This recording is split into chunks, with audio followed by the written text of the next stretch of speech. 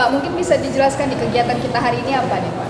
Baik, teman-teman sekalian, warga Kabupaten Gayo Luas yang saya cintai, hari ini kami dari KPP Pratama Langsa hadir di Aula BPKD Kabupaten Gayo Luas untuk memberikan edukasi, memberikan bimbingan teknis terkait implementasi Korteks dari Direktorat Jenderal Pajak.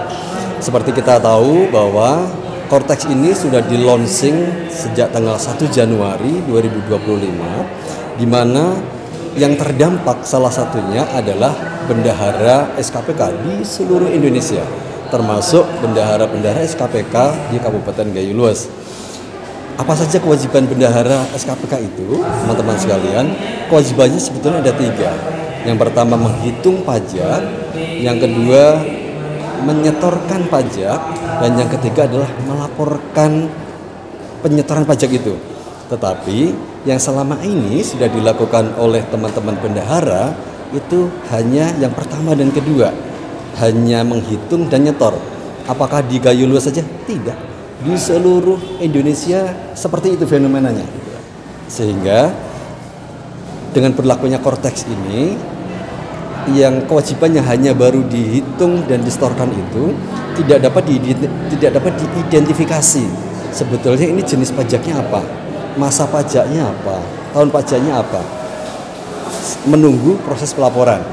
Nah, karena ini adalah barang baru, ya, aplikasi baru yang kami juga yakin bahwa teman-teman bendahara juga belum banyak literasi terkait hal ini, makanya hari ini kami datang ke sini melakukan bimbingan teknis kepada teman-teman bendahara SKPK di wilayah Kabupaten Gayo Luas.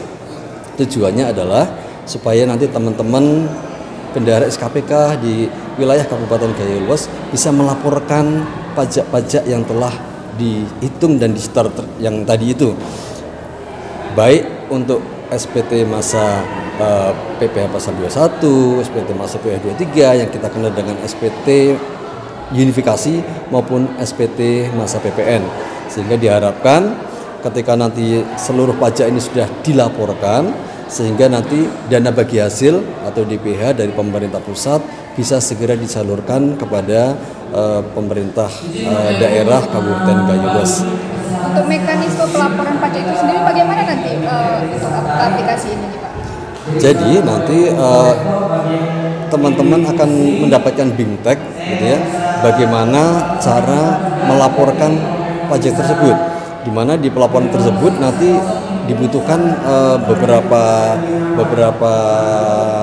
persyaratan, gitu ya. Di antaranya teman-teman sudah harus punya NPWP-nya sudah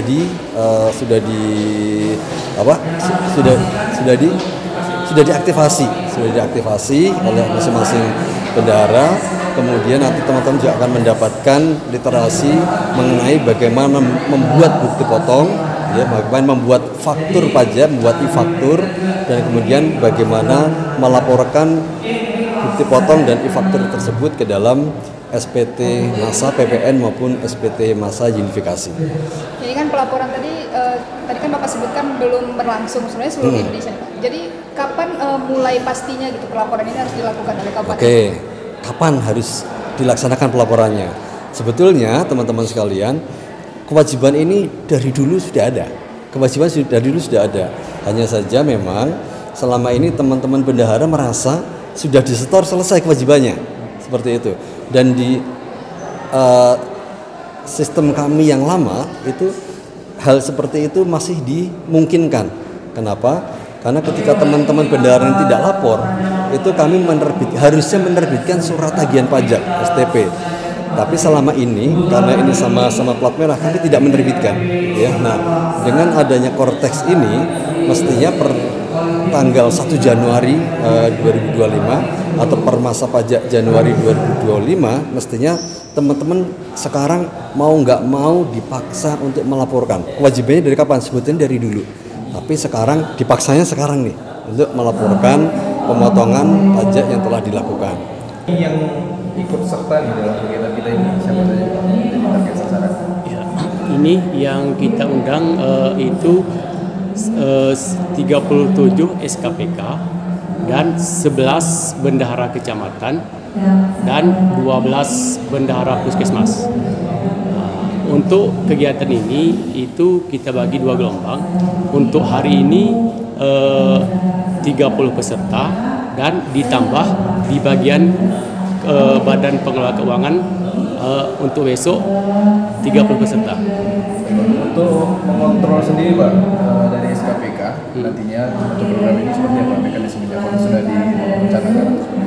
Ya, untuk pengontrolan selanjutnya ke depan, kami akan tetap berkoordinasi dengan KPP Pratama Langsa dan akan memfasilitasi semua bendahara SKPK. Saya boleh mengucapkan terima kasih ya. Saya ingin mengucapkan terima kasih kepada semua pihak yang telah berpartisipasi, berkontribusi, terutama kepada teman-teman di BPKD Kabupaten Gayo Luas yang telah memfasilitasi acara ini, baik ruangan, konsumsi, sarana prasarana dengan baik, luar biasa. Terima kasih, dan juga terima kasih kepada panitia pelaksana yang memungkinkan acara ini bisa berjalan dengan tertib dan lancar, juga kepada peserta yang alhamdulillah antusias sehingga kursi-kursi terisi penuh. Semoga apa yang kita lakukan hari ini mendapatkan pahala dan pada akhirnya nanti kita bisa bersama-sama gotong royong untuk memikul biaya pembangunan untuk NKRI tercinta.